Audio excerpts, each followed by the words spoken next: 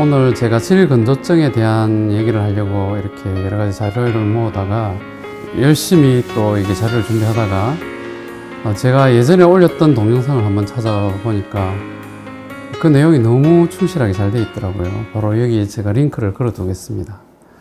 그래서 여기 이 영상보다 더 상세하고 또 더 깊이 있는 내용을 만들 자신이 없어서 오늘은 제가 질근조증 환자를 보면서 또는 치료하면서 느낀 진료실 주변의 얘기들, 그리고 이런저런 얘기들 아주 편안하게, 가능하면 전문적인 너무 깊이 있는 내용은 피해가면서 알기 쉽게 제가 설명을 해드리도록 하겠습니다.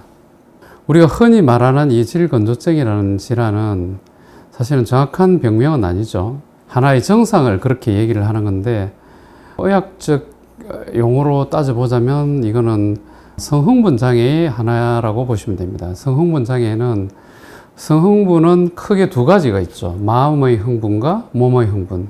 근데 이 두 개가 항상 일치하는 건 아니죠. 예를 들어서 아주 긴박한 상황에서 전혀 흥분이 일어날 수 없는 상황에서도 여성의 몸은 흥분이 일어날 수가 있습니다. 몸과 마음이 따로 노는 거죠. 대표적인 예가 성폭행이나 이런 강간을 당하는 이런 경우인데, 마음은 급에 질려서 전혀 흥분할 상황이, 성적인 흥분이 일어날 상황이 아닌데 윤활액이 분비되고 액이 분비되는 거죠. 그래서 피해자들은 오히려 이런 상황 때문에 더 괴로워하기도 하는데, 우리의 몸과 마음이 서로 따로 노는 거죠. 그래서 성흥분은 마음의 흥분과 몸의 흥분이 항상 일치하는 것은 아닙니다. 그럼 왜 이런 현상이 발생할까요? 그거는 우리 인간의 오랜 진화의 과정에서 그 비밀을 찾아볼 수 있습니다. 지금이야 우리가 이 문명 세계에서 살지만 그 원시 시대부터 쭉 우리 인류의 역사가 내려오는 동안 그 선사 시대 때는 그야말로 야만의 시대였죠. 끊임없는 전쟁과 정복. 우리 칭기스칸의 이야기를 여러분들 잘 아실 겁니다. 적의 목을 베고 말을 달려 적의 아내의 배를 베고 잠이 드는 것만큼 행복한 일이 없다. 뭐 이런 내용의 얘기를 징기스칸이 얘기를 했다고 합니다. 그만큼 그 시대에는 야만과 그 다음에 정복자들에 의해서 여성의 인권이 유리되고 강간이나 성폭행이나 이런 것들이 횡행했던 시대였습니다. 그런데 여성의 몸이 만약에 성적으로 정말 마음이 흥분했을 때만 몸도 흥분한다면 어떤 일이 벌어질까요? 그런 강간의 상황이나 성폭행의 상황에서 흥분이 되지 않는 상태에서는 전혀 윤활액이 분비되지 않으니까 오히려 더 크게 몸이 다치거나 외연부에 손상이 있었을 겁니다. 그런 손상을 방지하기 위해서 우리 진화의 과정에서 이 한 적응 단계로서 마음은 흥분하지 않지만 몸은 따로 흥분이 될 수 있도록 그렇게 자극이 왔을 때 마음의 흥분과 몸의 흥분이 서로 분리가 된 것이죠. 그래서 여기서 말하는 질근조증이라는 것은 정확하게 말씀드리자면 몸의 흥분에 문제가 생기는 것이죠. 그래서 Female Genital Arousal Disorder, 여성의 성기 흥분 장애라고도 표현을 합니다. 그러면 윤활액이 분비되지 않는 이유는 무엇일까요? 물론 여러 가지 이유가 있습니다. 심리적인 요인도 있고 신경학적인 요인도 있고 호르몬의 문제도 있고 여러 가지 원인들이 있지만 가장 많은 원인을 찾아 들어가 보면 결국은 통증 때문입니다. 성교통 때문이죠. 우리가 겉으로 보기에는 성교통이 없어 보이는 환자들도 현미경을 들이대고 그 정확한 부위에 통증이 생길 수 있는 부위를 정확하게 확대해서 들여다보고 거기를 찾아 들어가 보면 통증의 존재를 확인할 수 있습니다. 환자들은 대부분 통증이 있는데도 모르는, 자기 자신이 통증이 없다고 생각하는 경우도 꽤 많습니다. 그건 왜 그러냐면 성교통, 대표적인 질환이 유발성 전정통이라는 질환인데 전정부에 통증이 발생하는데 이 경우에 삽입되는 순간에만 통증이 발생하고 피스톤 운동이 일어나는 순간에는 통증이 생기질 않거든요. 또 이제 성적으로 흥분을 많이 시켜 놓은 상태, 윤활액이 어느 정도 분비가 된 상태에서 삽입을 하면 통증을 또 모르는 경우도 있고, 또 우리 몸에 하나의 어떤 보호 장치가 하나 있는데 그게 바로 G스팟입니다. 여러분들은 G스팟을 성감대로서의 기능만 많이 들어보셨을 거예요. 근데 G스팟에는 지금까지 잘 알려지지 않았던 또 다른 기능이 숨겨져 있습니다. 바로 통증을 경감시키는 기능이죠. 페니스가 질 내에 삽입이 된 상태에서 또는 손가락으로 G스팟을 자극하는 상태에서는 외음부나 또는 전정부에 통증이 있더라도 통증을 잘 느끼지 못합니다. 이것도 우리 몸의 하나의 방어 기전 중에 하나인데요. 여성들이 출산을 할 때 과도한 산통을 느끼게 되잖아요. 산통이 심하게 느껴질 때 아기의 머리가 산도를 따라 내려오면서 G스팟을 강하게 누르고 자극을 합니다. 이때에는 통증이 훨씬 더 경감돼서 나타나게 돼요. 통증을 잘 못 느끼거나 통증을 덜 느끼게 되죠. 그래서 G스팟은 우리의 여성들이 분만 과정에서 느끼는 산통을 조금 더 경감시켜주는 그런 역할을 하기도 합니다. 그래서 이걸 어떻게 할 수 있느냐 하면, 여성 성의학 분야에서 굉장히 유명한 르커스 대학의 코미사록 박사라는 분이 있는데, 이분이 이제 동물 실험에서 그걸 이제 증명을 했죠. 쥐를 대상으로 이제 실험을 하는데, 이런 이제 기구를 쥐의 질 안에다 넣고 자극을 했을 때, 자극을 하면서 레이저를 쏴가지고 쥐의 꼬리를 이렇게 화상을 입혀봅니다. 이런 실험을 했는데, 쥐가 꼬리에 화상을 입는데도 불구하고 그런 자극이 주어지게 되면 통증을 거의 못 느꼈다고 합니다. 그래서 물론 쥐와 인간의 몸은 서로 다르겠지만 구조 자체는 굉장히 유사한 면이 많이 있거든요. 그래서 인간의 G스팟도 이게 자극을 받을 때는 웬만한 성교통이 있어도 잘 못 느낍니다. 우리 뇌는 느끼지 못하지만 몸은 하지만 그 통증을 감지하고 반응을 일으키게 되죠.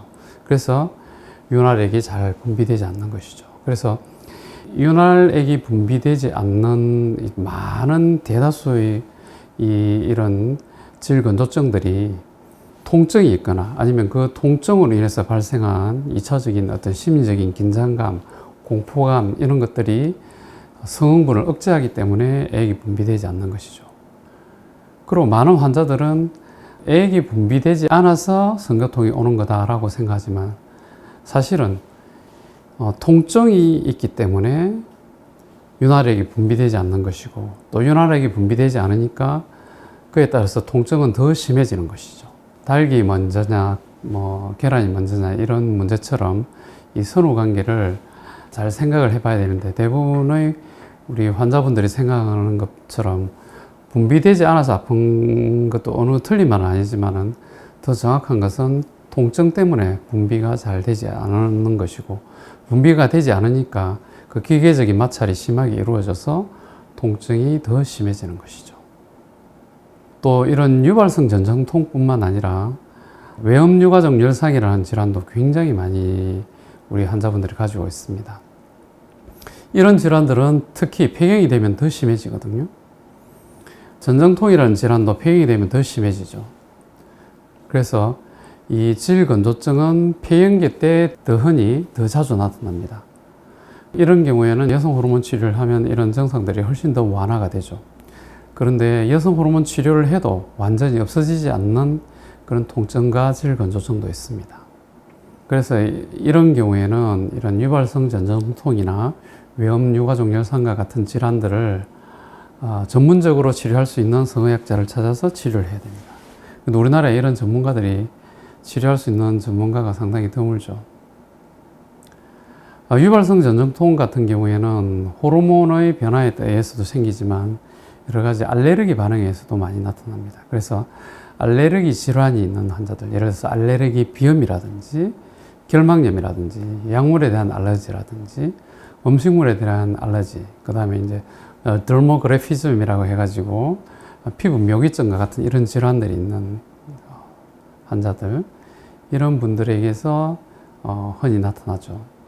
그리고 우리가 알지 못하는 여러 가지 원인들이 질 입구에서 알레르기 반응을 일으킬 수 있습니다. 예를 들어서 뭐 콘돔에 묻어 있는 살정제라든지 생리대나 아니면 화학섬유에 대한 알레르기 반응이 일어나서 통증이 생기기도 하고, 또 심지어는 남자의 정액에 의해서도 알레르기 반응이 일어나기도 합니다. 그런 것들이 질 입구의 전정부에서 알레르기 반응을 일으키게 되면 이 알레르기 반응에 관여하는 마스트 셀이라는 게 있는데 비만 세포라는 게 있습니다. 이 비만 세포가 자극되게 되면 여기에서 여러 가지 신경 정식 인자들을 분비하죠. 그러면 이제 시아프런트 5라고 하는 통각신경이, 제가 또 전문 용어를 많이 이야기 안 하려고 했는데 또 어쩔 수 없이 또 저도 모르게 이런 용어 자꾸 나오네요. 죄송합니다. 그래서 이 통각을 감지하는 통각신경이 이런 그 활성 물질에 의해서 비정상적으로 많이 자라게 되는 거죠. 이런 알레르기 반응에 의해서 후천성 신경정식성 유발성 전정통이 발생하게 되는 것이죠. 그래서 대부분의 여러분들 주변에 있는, 혹시 이 방송을 보시는 여성분들도 한번 곰곰이 한번 생각을 해보세요. 자기 자신이 알레르기 비염이라든지 또는 천식이라든지 알레르기 뭐 결막염이나 이런 알러지성 질환이 있는 환자라면 틀림없이 성생활이 별로 즐겁지 않을 거예요. 오르가즘 장애가 있거나 액이 잘 분비되지 않거나 건조한 느낌이 들거나 아프거나 아니면 남들보다 성생활을 별로 좋아하지 않거나 이런 게 있을 거예요. 그래서 만약에 그런 게 있다면 틀림없이 유발성 전정통이나 위험유가족열성과 같은 질환이 있다고 보시면 됩니다. 그럼 이 질환들을 어떻게 치료할 거냐? 알레르기 소스를 없애줘야 되겠죠. 그래서 알레르기 반응을 줄이는 약물 치료라든지, 그럼 만약에 호르몬의 밸런스가 깨져 있다면 호르몬의 밸런스를 맞춰주는 이런 약물 치료도 하고, 그 다음에 성교통이 있으면 그에 따라서 2차적으로 심리적인 공포감이 생기게 되겠죠. 왜냐하면 아픈 부위를 계속 건드리다 보면 뭐가 이게 다가오기만 해도 몸이 막 움츠러들고 힘이 들어가고 허벅지 힘이 들어가게 되겠죠. 그래서 그걸 삽입공포라고 하는데, 그런 삽입공포가 생기게 되면 긴장을 하면서 교감신경이 항진되겠죠. 그리고 우리 뇌에서도 이제 성흥분을 억제시킬 겁니다. 그러니까 성흥분이 일어나지 않고 액분비가 이루어지지 않는 거죠. 그래서 그 질환들을 치료하기 위해서는 이런 약물 치료와 심리적인 공포감을 줄이는 이제 인지행동 치료, 뭐 이런 성치료 이런 것들이 있습니다. 그런 치료들을 해주게 되고, 또 이런 유발성 전정통 같은 경우에는 대개 한 95% 정도는 비수술적인 치료를 통해서 치료가 됩니다. 성생활에 불편함이 없을 정도까지 치료를 할 수가 있어요. 그런데 약 5% 정도는 약물 치료에 반응을 하지 않거나 아니면 이제 선천적으로 이 통각신경이 증가돼서 나타나는 그런 환자들도 있거든요. 이런 환자들은 무슨 약물 치료를 하더라도 반응을 잘 하지 않아요. 그래서 이거는 제 얘기 아니고 교과서에도 그렇게 나와 있습니다. 그럼 이런 환자들은 어떻게 치료를 하느냐? 이런 환자들은 수술 치료를 합니다. 수술이라는 게 뭐냐면 전정부 절제술이라는 거예요. 그럼 이 전정부라는 걸 없애버리면 살아가는데 뭐 분만하는데 임신하는데 살아가는데 문제가 없느냐라고 이제 물어보실 수 있는데, 물론 전정부도 우리 몸의 일부분이기 때문에 가능하면 없애지 않고 보존하는 게 좋겠죠. 하지만 이게 치료가 안 되고 있어서 더 삶의 질을 떨어뜨린다면 그 통증이 있는 부위를 없애버리는 게 훨씬 더 삶의 질이나 생활의 질에서 더 좋습니다. 이것도 최후의 선택지가 아니고 우리가 치료를 할 수 있는, 우리가 내과적인 치료나 약물 치료처럼 하나의 또 다른 선택지거든요. 근데 그걸 수술이라고 해서 무조건 터부시하고 수술을 하면 뭐 뭔가 큰 일을 하고 뭔가 잘못된 일을 하는 것처럼 그렇게 생각해서는 안 됩니다. 이거는 외국에서도 다 인정하고 있는 수술이고 미국이나 이런 선진국에서는 많이 시행을 하고 있는 수술이죠. 불행히도 이제 국내에는 아직까지 이런 수술을 시행할 수 있는 전문가들이 별로 없어서 당연히 이 낯설고 이게 제가 이런 얘기를 하면 이게 생소하니까 아, 저 의사가 이상한 얘기를 하는가 보다 뭐 이렇게 생각하는 사람도 있고 또 뭐 수술에 대해서 잘 모르거나 수술실 근처에도 가보지 않은 뭐 이제 비외과계 이제 의사들 뭐 정신과나 뭐 이렇게 내과나 이런 쪽의 의사들은 이 수술에 대해서 자기가 평가할 수 있는 입장이 아니잖아요. 그죠? 그런 분들이 와서 뭐 수술하면 안 된다, 뭐 그 수술은 위험하다 하는 거는 그거는 아니라고 봅니다. 자기가 뭐 수술 해본 적도 없고 수술방 근처에도 가본 적도 없는데 어떻게 수술 평가합니까? 그죠? 그래서 우리 환자들이 좋은 치료할 수 있는 기회를 막아버리는 그런 엉터리 주장에 여러분들 현혹되지 마시라고 제가 이제 이 말씀을 드리는 거예요. 그건 어찌 보면 환자들이 치료할 수 있는 기회를 막고 쉽게 말하면 가스라이팅 하는 거랑 마찬가지라고 보거든요. 그래서 이게 제가 뭐 전혀 근거 없는 얘기를 한다면 모르겠지만 다 외국 논문이나 의학 서적에 훌륭한 치료의 옵션으로 등장하고 있는 그런 수술법을 수술을 하면 안 돼. 무조건 수술은 나쁜 거야. 이렇게 얘기하는 거는 그거는 성형학에 대해서 너무 몰라도 모르는 것이라고 저는 생각하기 때문에 혹시나 이 영상을 보시는 분들은 그런 말에 현혹되지 마시기를 간곡히 부탁드립니다. 그리고 저는 이미 이제 우리 환자들, 우리 병원에서 이미 성공적으로 이런 수술적인 치료를 통해서 성교통을 극복한 사례들이 많이 있고 또 우리 병원 홈페이지에도 그런 후기들도 많이 올라와 있습니다. 그런 걸 보시면서 이런 혹시 계속 반복적으로 재발을 한다든지 또 약물 치료에 반응이 없는 환자라면 용기를 내서 꼭 치료를 해서 행복한 삶을 사시길 바랍니다. 그 외에도 다양한 어떤 약물들이나 호르몬 환경이나 어떤 심리적 상태들이 흥분 장애를 유발할 수 있는데 뭐 우울증이라든지 우울증 약물 치료를 하고 있다든지 그 다음에 불안증이라든지 이런 정신과적인 문제들이 성각성의 문제를 일으켜서 질건조증이 올 수가 있습니다.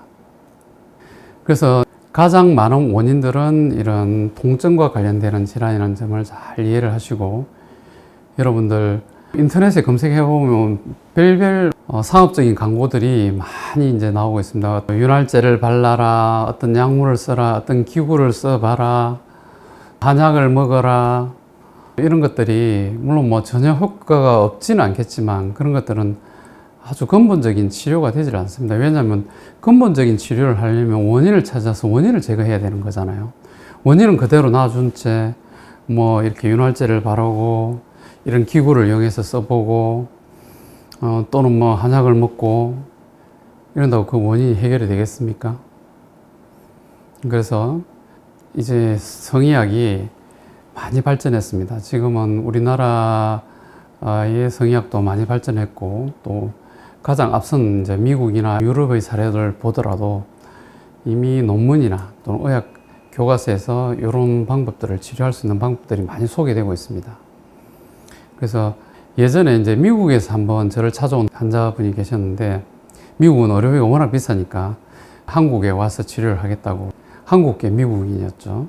그분 같은 경우에는 영어가 능통하니까 미국에 있는 의학 논문이나 책들을 다 찾아보고 제가 치료하는 방법들이 그런 어떤 논문들하고 굉장히 일치하고 유사하니까 이런 치료를 할 수 있는 한국에서 치료를 할 수 있는 저를 찾아와서 수술까지 하고 갔던 그런 환자들도 있었습니다. 또 약물 치료를 한 환자들도 있었고 그래서 그런 사례들도 있으니까 여러분들 이상한 의사들의 그런 일부 자기만의 주장에 너무 현혹되지 말고 꼭 치료를 할 수 있는 다양한 옵션들과 방법들이 있으니까 좋은 선택을 하셔서 이런 질환들을 극복하고 행복한 성생활을 하기를 바랍니다.